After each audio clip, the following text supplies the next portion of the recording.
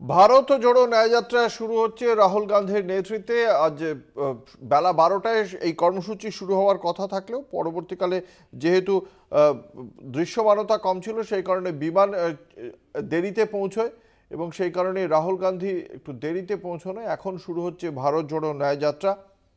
আপনারা দেখতে পাচ্ছেন রাহুল গান্ধীকে।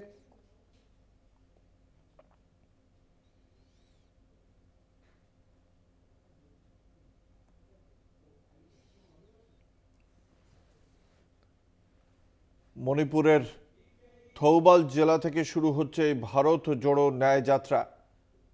তবে বিকেল 4:30-র পর অবশ্যই এই ভারত জোড়ো ন্যায়যাত্রার যে মিছিল সেই মিছিল আর যেতে পারবে না। তার কারণ নিরাপত্তাজনিত কারণেই এই বিশেষ বিধিনিষেধ আরোপ করা হয়েছে। ফলে আজকে প্রথম দিনে নির্ধারিত যত কিলোমিটার পদযাত্রা করার কথা ছিল তা কিন্তু হবে না। বাসে করেই যাওয়া হবে অবশ্য, এবং বাসে করে 4:30-র পর কিন্তু সেই বাস যাত্রাও বন্ধ হবে বলেই প্রাথমিকভাবে জানতে পারা যাচ্ছে। মোট 15টি রাজ্যে 110টি জেলা পরিক্রমা করার কথা রয়েছে সূচি অনুযায়ী।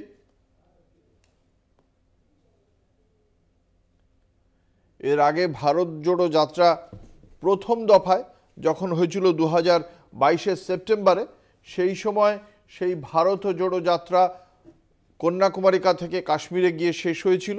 এবং এবার ভারত জোড়ো যাত্রা দেশের পূর্ব প্রান্ত থেকে পশ্চিম প্রান্তে গিয়ে শেষ হবে। আজকে মণিপুরের থৌবাল জেলা থেকে শুরু হচ্ছে এবং যা শেষ হবে মহারাষ্ট্রে গিয়ে।